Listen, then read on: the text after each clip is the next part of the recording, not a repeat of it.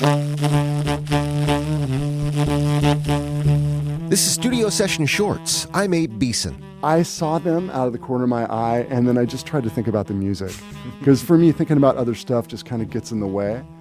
And then they were gone. That's saxophonist Donny McCaslin describing a brief encounter at a tiny New York jazz club with pop music legend David Bowie. McCaslin was visiting Seattle with his band a year after the release of Bowie's final album, Black Star, which features McCaslin and his band. This KNKX studio session was special, an intimate duo with Nate Wood on bass.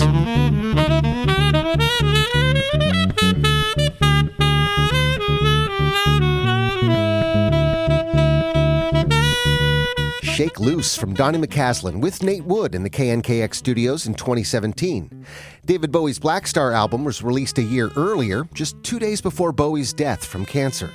McCaslin was a member of 7-time Grammy-winning composer and bandleader Maria Schneider's orchestra. That band played on an earlier Bowie single, and Schneider brought Bowie to the club that night to see if he might like to work with McCaslin's band. I was a little nervous because at that point I knew that Maria had recommended me to him on multiple occasions and had said that he should do something with me and all that. And so I knew that something was in the air.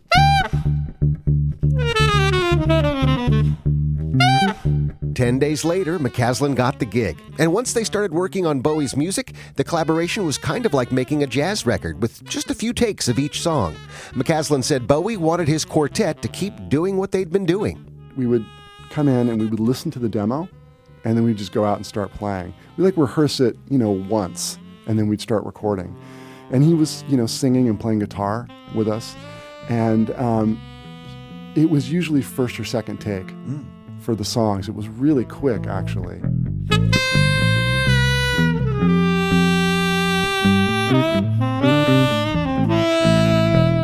That's Donny McCaslin at KNKX playing his tune, Break the Bond.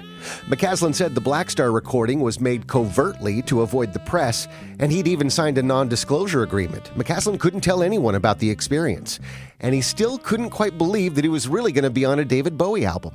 I mean, how many times do you hear about folks who've recorded on records and then the records never come out?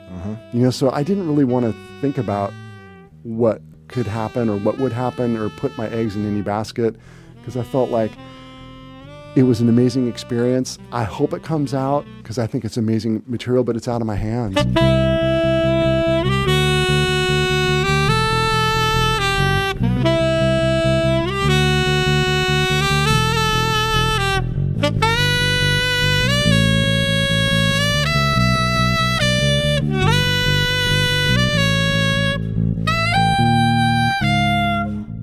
Donny McCaslin and Nate Wood playing David Bowie's Lazarus in the KNKX studios.